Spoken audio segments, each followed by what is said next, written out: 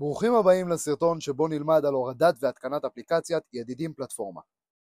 ניתן לחפש את האפליקציה בחנות האפליקציות של אפל ידידים פלטפורמה, ובחנות האפליקציות של גוגל סטארט-אפ פלטפורמה. לאחר שהורדנו את האפליקציה, ניכנס לאפליקציה ויופיע לנו המסך הבא, שבו אנחנו נכניס את מספר הטלפון שלנו, ויהיה לנו אופציה לשלוח קוד ב-SMS או בשיחת טלפון. מיד לאחר מכן אנחנו נגיע לדף שבו אנחנו נכניס את הסיסמה, ונלחץ על אימות, ומיד לאחר מכן נגיע לדף הזה, שבו הדף הזה יסביר לנו שאנחנו צריכים לאשר הרשאות מיקום, הרשאות התראות, ועוד כמה הרשאות שהאפליקציה דורשת. כדי להתחיל בתהליך, נלחץ על בואו נתחיל.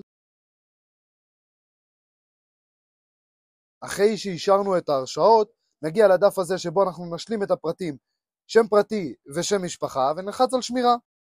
ומיד לאחר מכן נגיע למסך הראשי של האפליקציה. בסרטון הבא נלמד ונסביר איך לתפעל את האפליקציה.